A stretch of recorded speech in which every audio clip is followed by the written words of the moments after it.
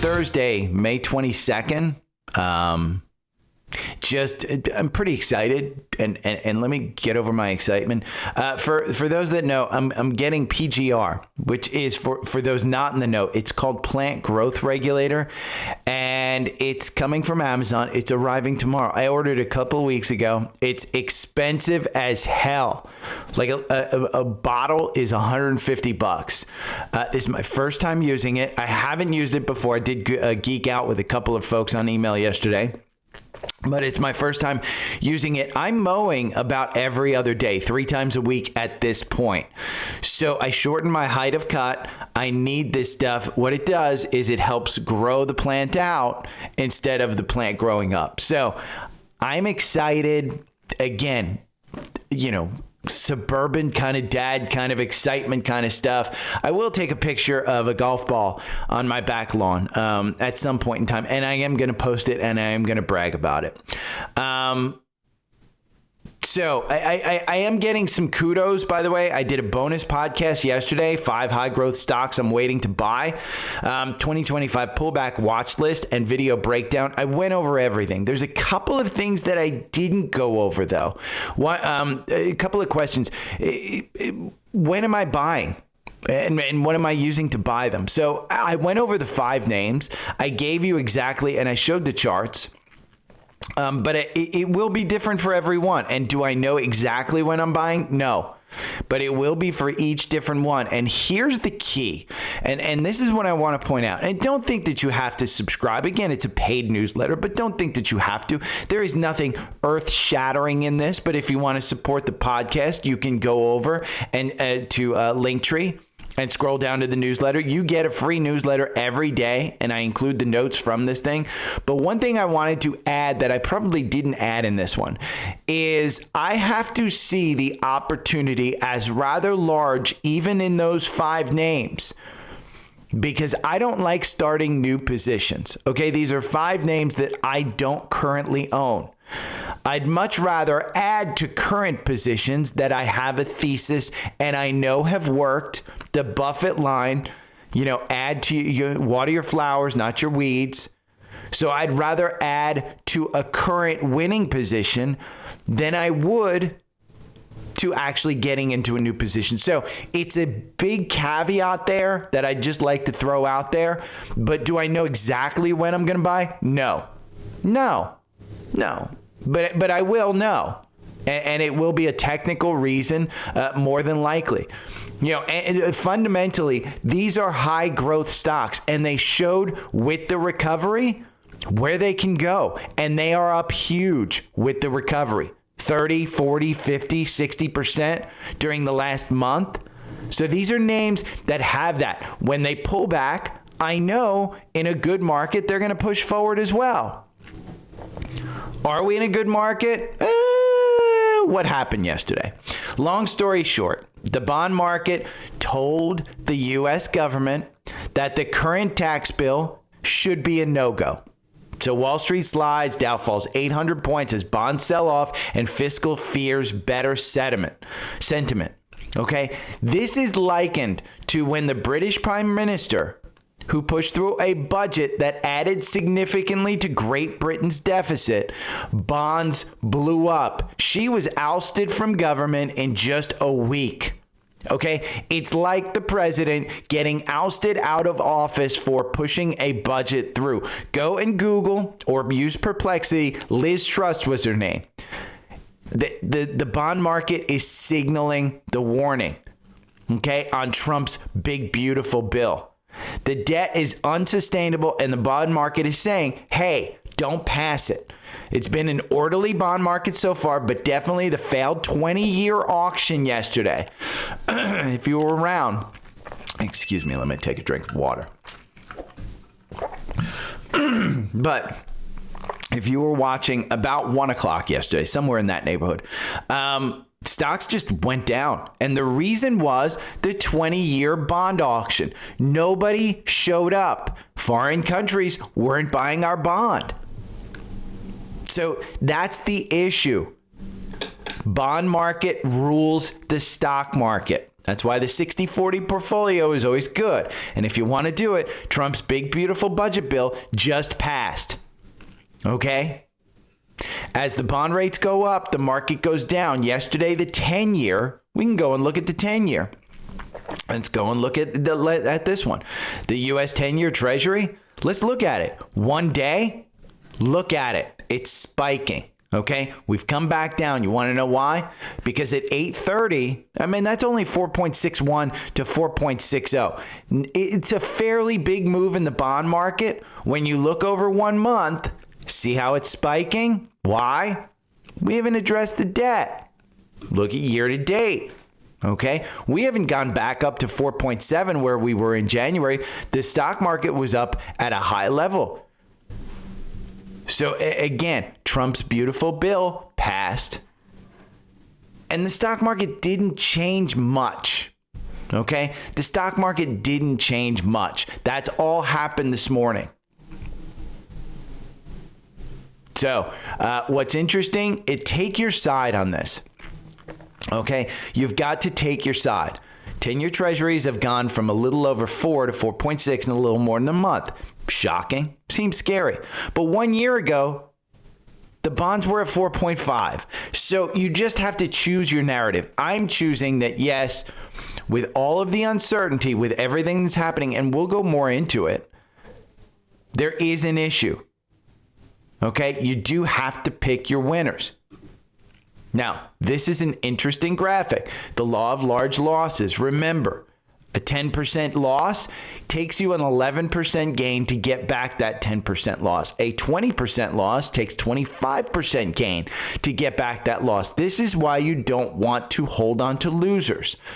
This is why before you buy a stock or an ETF, you say, okay, am I holding it for short term? Am I holding it for long term? And you need to identify, where am I going to get out? What's the downside? Where's the upside?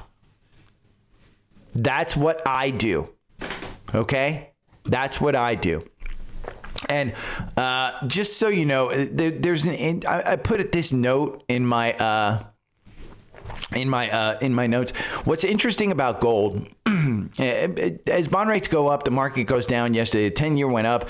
No go for buying. I'm trying not to buy stocks when the bond rate is up over 4.5%. I think you can look at some gold stocks. And that's the note that I put in here is I went over and did GLD today, and I said, okay, let me look at gold. Let me look at the chart on gold. Let me look at, what Seeking Alpha thinks about GLD.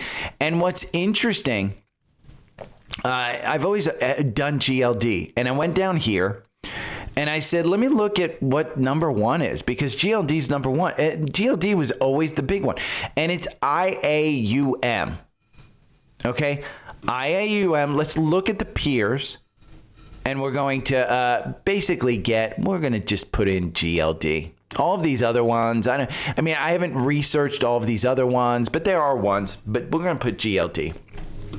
And we're going to just look at the comparison, okay? Expense rate of IAUM, 0.09. Expense rates of GLD, 0.40. And I went down, and the performance is fairly good. I mean, we can look at, let's put total return in here. So 3 year, you're seeing 1 year, it's about the same, 3.67, 0.79 versus 0.39. So maybe that the expense ratio is coming into play. You go to 3 year and it's 78% versus 76. So, again, maybe that expense ratio is coming into play. Now, this looks a little different, 5 year, but it's because the IAUM only starts in 2021. So that's where it kind of swings out a little bit. But again, realize that's the case. But what I found interesting when I was doing my research is I went down to the description. And the iShares Gold Micro is an exchange-traded fund managed by iShares. The fund invests in commodity markets. It invests in gold. The fund seeks to track the price of gold bullion. Same thing. Okay? The investment seeks to reflect the general performance of gold. It constitutes a simple and cost-effective way. An investment in physical... Okay. This is the line. The advisor intends to constitute a simple and cost-effective means of making an investment similar to an investment in gold. An investment in physical gold requires expensive and sometimes complicated arrangements in connection with the assay, transportation, warehousing, and insurance of the metal. Although the shares are not the exact equivalent of an investment in gold, they provide investors with an alternative that allows a level of participation in the gold market. I thought that was interesting because when you go to GLD, and again, I'm just pointing this out, I'm not an expert in this stuff, but this says they actually hold gold. So pick your poison, whichever one you want. I do think that gold might be a good hedge against this kind of stuff. But yeah, not to scare you, RSI divergence playing out, gap looming. This is a 30-minute chart. This goes down to 565. Where are we on SPY right now? You know, again, the 4-hour algorithm still has you in, but SPY is down at, let's see, 582. There's a gap there. I mean, you can clearly see a gap down to 567.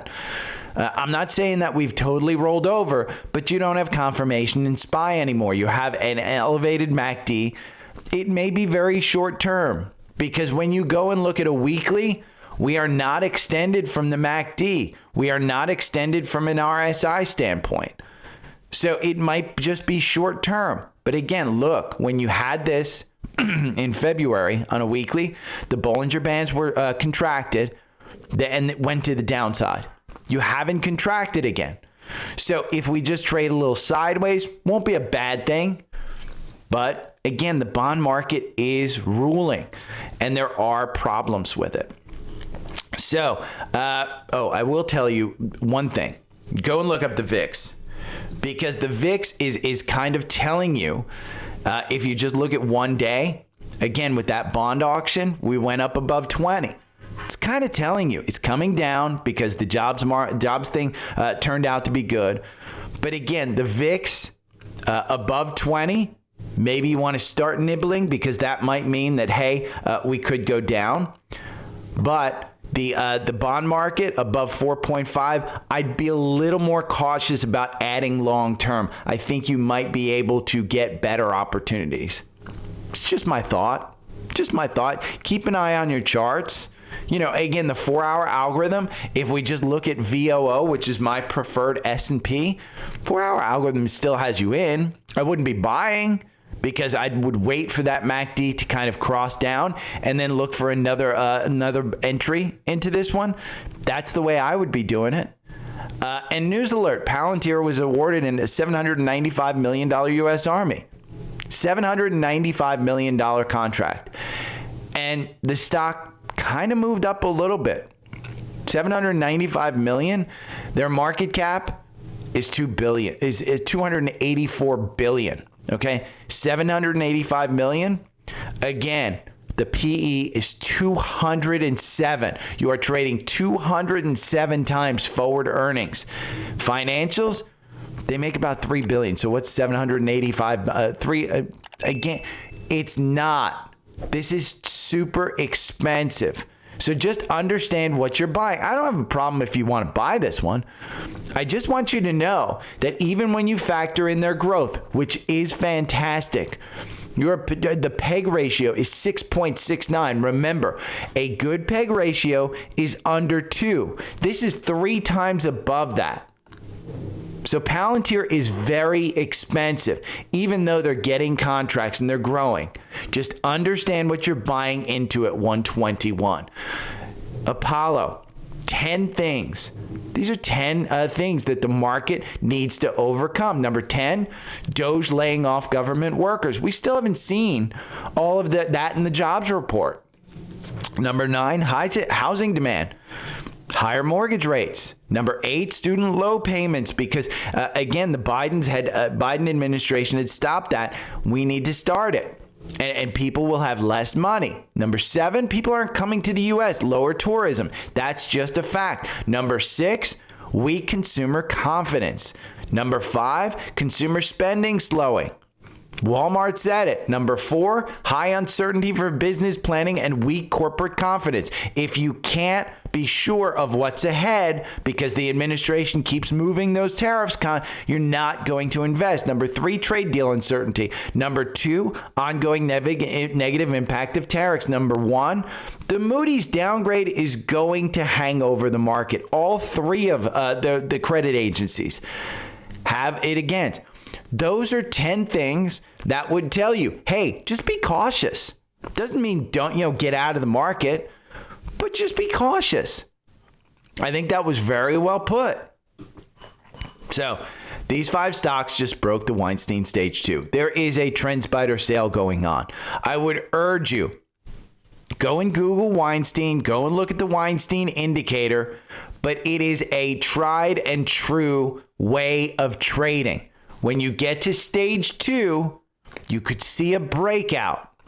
And here are 5 names. So again, go and get the indicator in TrendSpider. You can sign up for TrendSpider by going over to the link tree right here. The link is down below, linktr.ee/daily stock pick. It is the first one. And you get to TrendSpider right here. You can sign up for a special offer. Again, one tool, it has everything that you need. When you sign up, you can take a 2-week trial for $7 freaking dollars. Sign up for an annual plan and you'll get the 4-hour algorithm.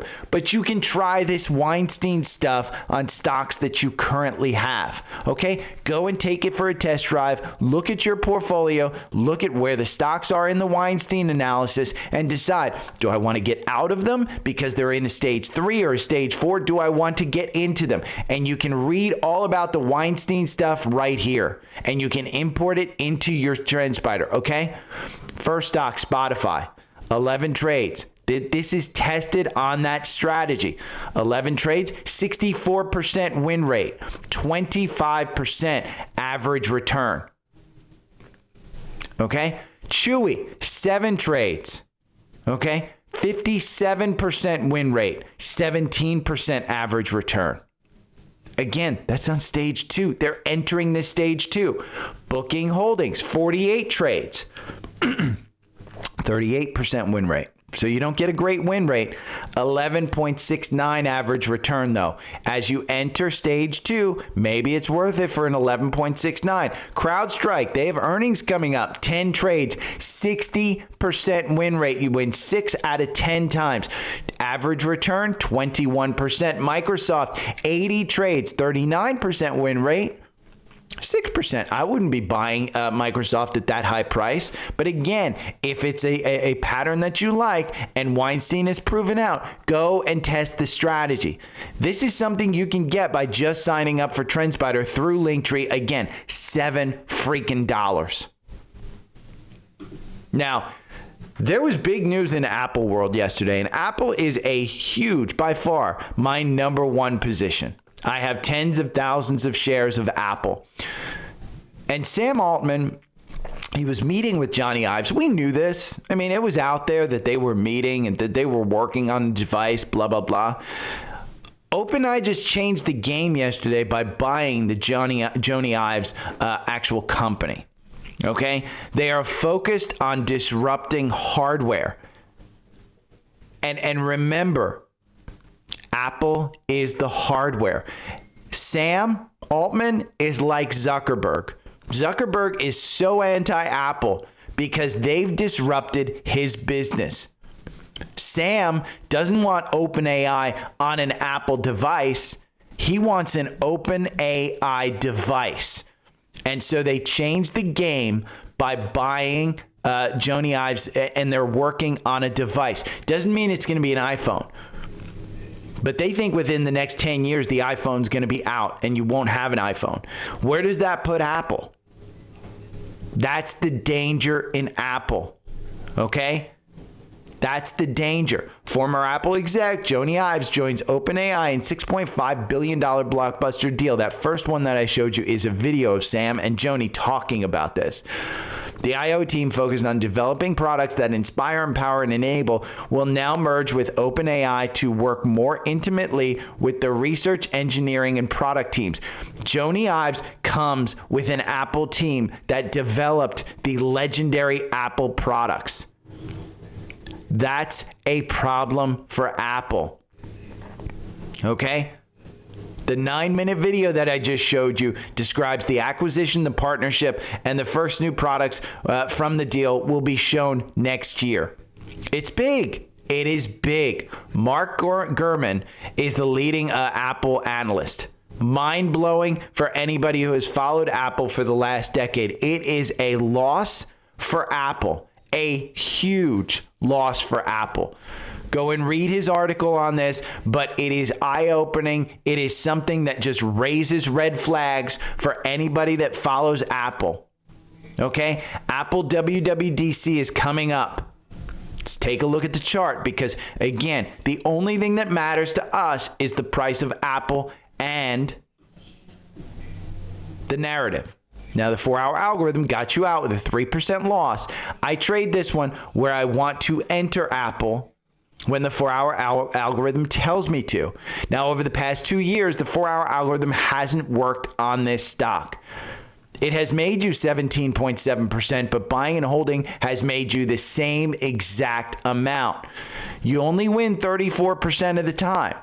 It's 32 trades over 24 months, and you're getting a signal that we're heading to weakness. Where's the first level of support? It's going to be at the 200-day at 180. This one on a weekly has not been under the 200-day, not even at COVID, all the way back to 2016. Okay? It's not there yet. Again, you're at 200. You still have 10% down to get to there.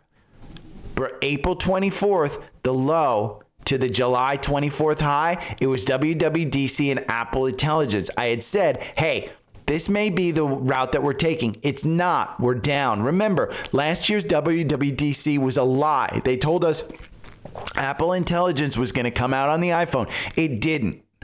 But Apple, the WWDC is coming up in 8 or 9 days. They are going to have to put something in there that nobody is expecting. It would be shocking, but it won't be a bad move if they go out and buy something like Claude AI and then make that Siri. Right now, we know that Siri is in a disaster. They are all hands on deck. I'm not saying that it's likely that they're going to buy something, but this company has a ton of cash on hand. And they have a ton. They need to do something to get the market's attention. It's clear Apple has the in-house talent, but they also have had issues with the talent leaving. It's got a super high PE. Take a look at Apple. I mean, this is a full look at Apple the way I look at it.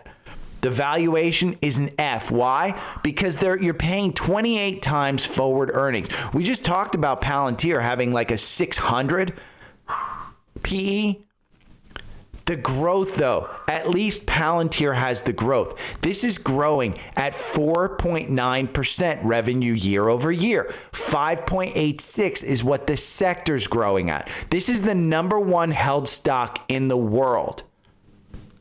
Okay, with the talent, the PE, the threats to its service revenue from the Epic Games decision. Again, remember, they take 30% of any app money that comes out of the App Store. Well, that was just threatened because you can sideload some of the other app stores.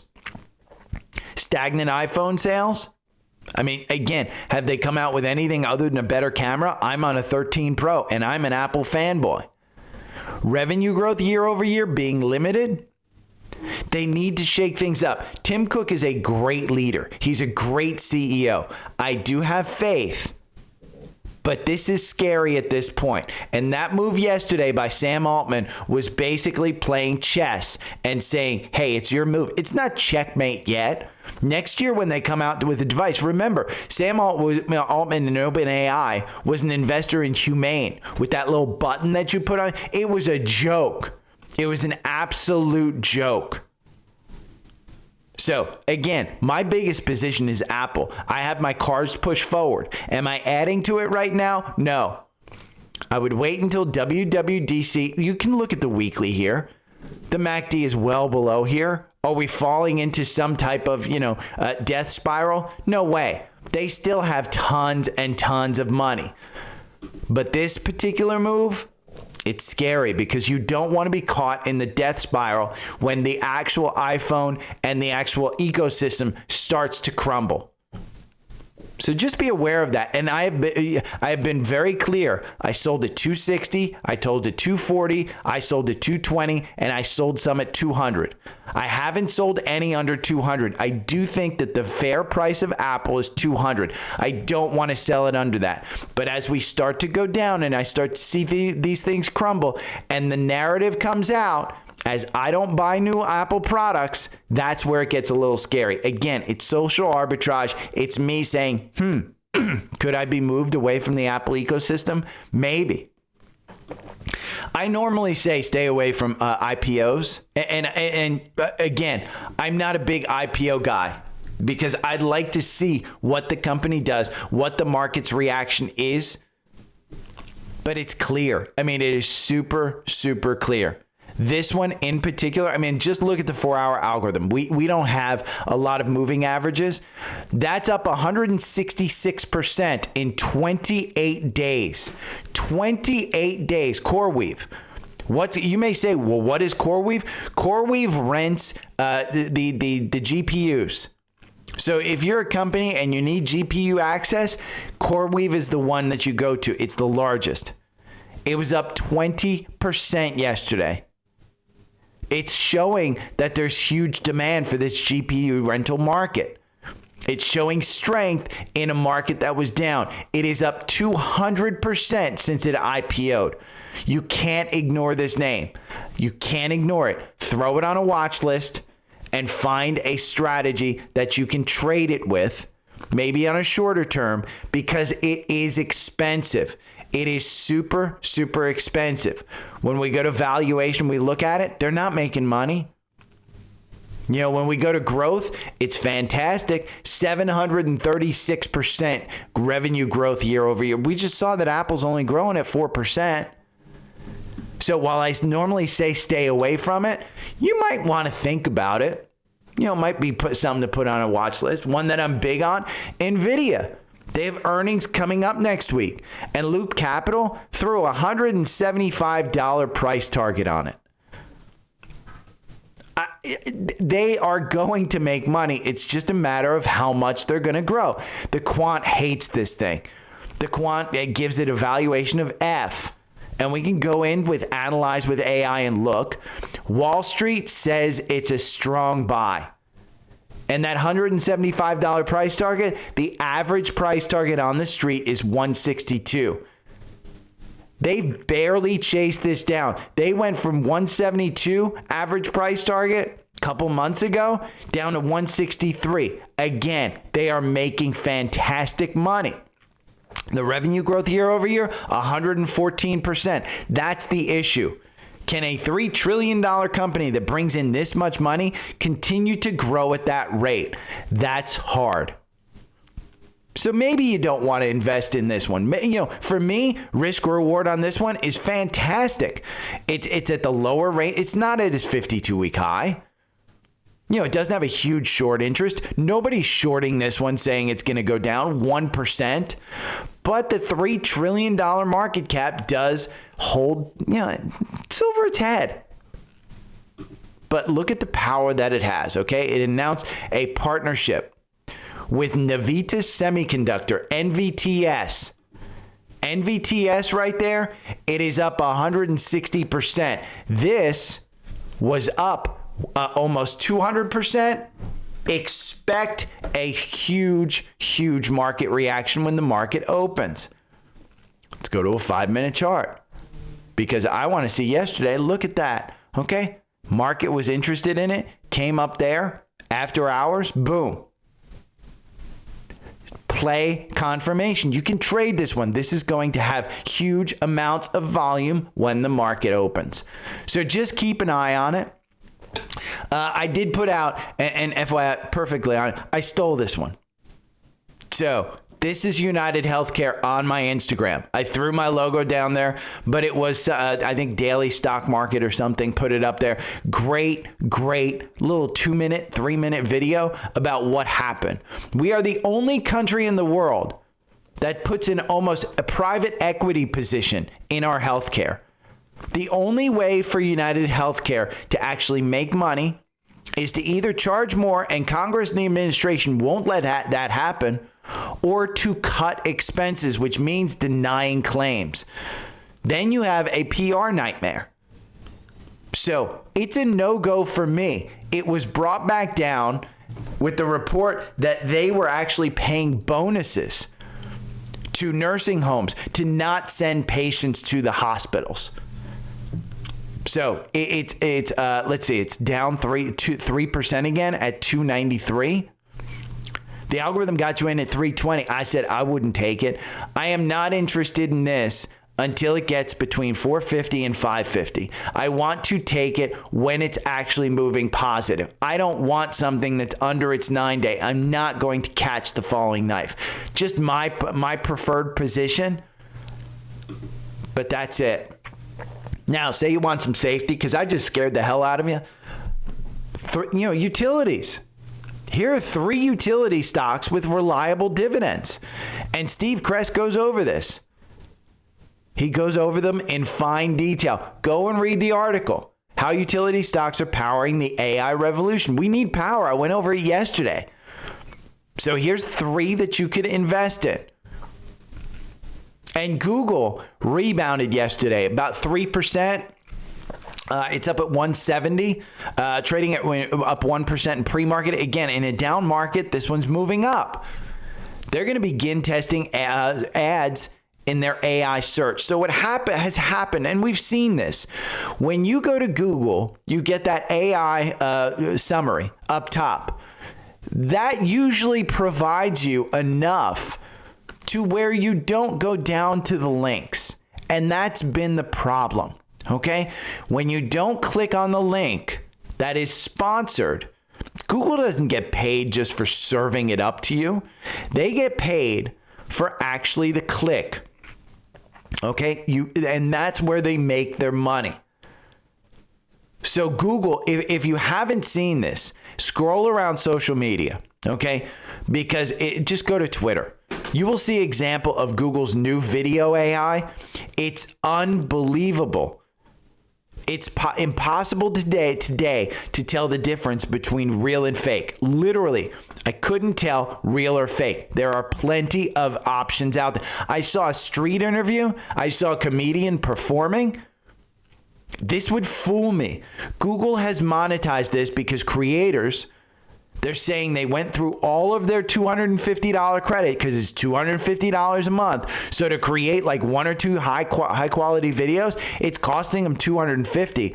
But if you have an audience, okay, a creator who has an audience is going to pony up more money, and they're monetizing it that way. So not only does Google get paid, but then if the creator can turn that into content where they get paid as well, that's bullish. So am I more bullish on Google? No. I still think it's a hold. The reason is the street is going to focus on just the search. So the algorithm had a great buy at 166. You're up at 170 right now. We've talked about this range between 200 and 150. Again, 200, that 193 level just seems to be, you've got a gap up here. Do you get up there? I don't think that the street does. But with the low PE on Google is the cheapest of the Mag 7, and the valuation still seems expensive. That's the issue. Nobody wants the Mag 7, blah, blah, blah, the whole thing. Now, if you want to talk about good management decision, it's the new CEO of Nike. Doesn't mean that Nike's an automatic buy right here, but they just got added back to Amazon. Why? Everybody else is handing them the dish. They are just doing super poorly. I think this is more beneficial for Amazon than it is Nike. But it puts Nike in front of more people. And I like that. Their new CEO, I like that he's implementing things to put Nike in front of more people. And it's a good management decision. Do I want to buy Nike? No. I want to buy Nike when it actually starts to turn around. And right now on that weekly, you still haven't broken this lower low. I mean, any trend line that you put on this one, it's still a lower low. And it's super expensive. Because if you go to Nike and you look at the valuation, you're paying 28 times forward earnings for this stock. It's expensive. And its growth minus 7%. You're better off buying Apple at that point. So know what you're buying, know how to look at it, and understand exactly what these headlines are, because the headlines are just headlines. Go in deeper, look at the stock price, because at the end of the day, this chart's not going to have an opinion. Every article that you read is going to be an opinion. Even though the PE is high and they're not growing, maybe you have a thought that that's a good opportunity to buy. Again, thesis matters. Just like Bitcoin, it hit an all-time high of 109 yesterday. By the way, pre-market, it's at 111,000. What was a prediction that I said earlier this year? It will hit 150,000 at some point in time. Your buy under 100,000. Is it too late to buy it now? You're at all-time freaking highs. If you are willing to buy this at 111,000 right now, why didn't you buy it at 70,000 a little while ago? My preferred is IBIT, and we will go over that at the end of this podcast. Okay? We'll go over a little bit more because I did scan the 4-hour algorithm on the core portfolio. We'll go over it. Snowflake. I said yesterday, Snowflake, it trades. I mean, this can't be even... Hopefully you invested in this one, because when you look at a weekly chart, this just trades in this range going back 5 years. What? No, 4 years. 4 years. December 2021. It trades in this range and it has bounced. And they had earnings yesterday and they're popping 10%. I got rid of mine at 193. It's never a major position. This is play money. What do? I buy in this range down low. And then as it enters 200, I sell. I've done this multiple times and I've made a good chunk of change. They popped because they topped estimates and they guided forward. It's expensive. It's a hold in the quant. Why? It's based on valuation. You're paying 154 times forward earnings. From internet service infrastructure, there are better ones out there. Twilio, Fastly, Okta. Okta's one that I like. Again, valuation, you're paying 38 times forward earnings. It's a little bit better than Snowflake. So understand what you're buying. Because Snowflake jumped as Wall Street praises sales changes, new products. It's still expensive. I would still say you're in this range. Until you can break above that 200-day on the weekly and sustain it, you are still in that range. So again, for me, I sold it. I'm out of it. One that I really love, Urban Outfitters up 19%. This is a top 2025 Seeking Alpha stock. And if you got into these in the, at the beginning of the year, look at this yearly performance. LRN up 50%, OpFi up 47%, AGX up 40%, CLS, Celestica up 23%, EAT up 9%, Urban Outfitters up 9%, and that's up 20% today. DXPE up 3%. You got 3 that are down. Credo, Inta, and PayPal. PayPal, I wouldn't touch. Inta and Credo, I think those two have opportunities to pop. But again, this is the top 2025 stocks. How do you get all this?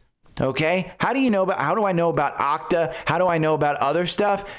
Go over to Linktree, click on this link, the second link right there. It is a bundle. It gets you premium, which you've seen me use the quant. We can go into, you want to see about, let's see, what do we say, Snowflake? You want to analyze it with AI? You get a full analyst report right here with AI.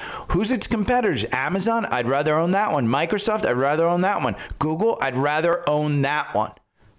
Then you go into the metrics. Snowflake is significantly overvalued compared to its peers. The price book to book ratio is 20. It goes over everything for you. Brings up all of the positives. Brings up all the negatives. Okay, and you can even see the earnings transcripts and you can have them read to you. You can listen to the calls. Again, Seeking Alpha Premium is a fantastic service. You have 2 choices. You can get it in the bundle or you can get it by itself. You can do a 7-day trial and get $30 off. I suggest the bundle. Why? Because the bundle comes with the Alpha Picks portfolio, which greatly outperforms the S&P. It's a stock on the 1st and the 15th of each month. It's great. And Urban Outfitters was one that is a top stock. So this came with Seeking Alpha Premium. If you were a member in January, you got an alert and a full webinar from Steve Kress saying, hey, these are great stocks. And in 2023 and 2024, we have outperformed the market. We've made 100, I think it was like 170% somewhere, some crazy number that they were making just on 10 stocks where you just bought and held for the year. And Urban Outfitters, it's not even one of the best ones, but it's up 20% after killing it on earnings. So I like that one. And again, that's the year-to-date performance. Now, Canada Goose went crazy yesterday. Went crazy. I noticed this one, and it's got strong Q4 earnings. Well, is this one you want to get into? GOOS. Let's look at it. Okay, this is how you evaluate a stock. This one dipped down to $7.59. The 4-hour algorithm, the bad news is it loses you 15% over the last 2 years. 32 positions over 24 months. You lose 63% of the time. The good news is if you bought and held this one, you're down 44%. We got an earnings gap up. You're going to have a huge earnings gap up from yesterday. So where are you right now? You're at $10.66. Let's take a look at it from a long-term standpoint. Is this one you want to invest in? Well, the 50 days moving negative, the 200 days moving negative, the 9-day just turned around. Is that enough to push you into this stock? Well, if I go over here and look at it, let's see what the quant says. The quant says hold. Wall Street says hold. Seeking Alpha Analyst. Right here, this is all I need to see. But maybe you want to go into depth because you love down. You love Canadian down. Well, let's look at the valuation. It's 16 times forward earnings. The PEG ratio, which we talked about Palantir being too much, it's decent. It's got a 1.1. Its growth, year over year, they're growing revenue by 4%. So is Apple. Profitability, 68% gross profit margin. Momentum, which tracks the stock's actual price. Short term, it's doing great. 6 months, you're up 12%. 3 months, you're up 2%. Slowing down a little. And long term, it just hasn't worked out. Revisions, analysts are bringing it down. Well, there's 1 up, 0 down, 4 up. Again, analyze with AI. Let's look at when this was printed. The last virtual analyst report, 5/22. At 4:45 a.m. So this includes their actual most recent. You can look at their competitors. You can go in here and see the explanation. Goose presents a mixed valuation, while its PEG ratio indicates a 51% discount compared to the sector. suggesting underpricing. Its price to book of 2.52 is 26% higher than the sector. Does this provide an opportunity? I don't think so. Not my thing. We're heading into summer. Who needs down in the summer? I don't know about their products. But again, it wouldn't present anything to me. That's how I look at stocks. That's 101 how I look at stocks. And that's how I came up with that watch list. Okay? That watch list right there, 5 high growth stocks that you can invest in that I'm looking to buy. That's how I did it. Now, I told you we're going to talk about Bitcoin. Bitcoin sets new high, topping at 111,000. We can go and look at the chart here in Seeking Alpha. You can look at 1 year, it's up 61%. Year to date, you're up 17%. Again, if you didn't buy this under 100,000, don't go chasing it. Because when you look at the 52-week range, you are at all-time highs right now. Doesn't make sense. If your risk tolerance is, hey, I'm going to lose 50% of my money, that's fine. But what was interesting was I went to the market scanner, okay? And I said, let's see, the market scanner. Let's just go in here. We're going to look at a scanner, and we're going to look at the daily stock pick scanner, the number one. And so it's scanning the core portfolio for any entry in the 4-hour algorithm. It actually did it earlier, but it did IBIT. And I know the entry. And so, yes, there is an entry in this 4-hour algorithm. Let's go back to the core portfolio right there. And there is an entry in IBIT. Now, do you want to buy this one? My preference is within this range. Okay, I have identified this range. Down below this, I was entering every time that the algorithm told me. The algorithm makes you 37%. Versus buy and hold makes you 1,117%. Oh, I'm sorry, 117%, not 1,000. 18 positions over 16 months because the ETF is only 16 months old. It's not very old. You win 33% of the time. I was looking at this as the range to add. Now, when it got this under the 200-day, was I adding larger? No, I was worried. So I was adding smaller. Did I do a whole, go balls deep at 47? No. But I like the fact that today you got another indication that it could move higher from the entry in the 4-hour algorithm. Now, if you don't want to trade this one and you want to use the 4-hour algorithm to trade something, MicroStrategy, okay? MicroStrategy is a leveraged ETF on Bitcoin. That's the way I describe it. Remember, Michael Saylor is not selling his Bitcoin. He is issuing more bonds and grabbing more money from investors to try and buy more Bitcoin. And so it's just a one big Ponzi scheme. Now, over 24 months, the 4-hour algorithm has 21 positions in this one. So if you want to trade something around Bitcoin, this would be where I would point you. MSTR, you make 2,307% over those 21 positions. If you bought and held, you made 1,300%, 1,340. So again, understand what you're looking at. The 4-hour algorithm, for me, is the way to go on this one. It's tried and true. So if you want TrendSpider, just go over here to the top link. Again, it's on sale. You will get my 4-hour algorithm when you sign up for an annual plan, but go and test it. We talked about the Weinstein analysis. Again, you can go and look at that. It's a great, great tool. So good luck in the markets. I will be back tomorrow. If you have any questions, hit me up. I will talk to you tomorrow. See you. Bye. Every morning I wake up to the sound of the trading bell. My heart starts to pound. Daily stock pick trading podcast in my ears, guiding me through my hopes and fears. Tune in daily, don't miss a single show. Sign up for the newsletter, let us help you grow. Taking risks, making moves, seeking success. Together we'll conquer, no room for any less. Every morning I wake up to the sound of the trading bell. My heart starts to pound. Daily stock pick trading podcast in my ears, guiding me through my hopes and fears.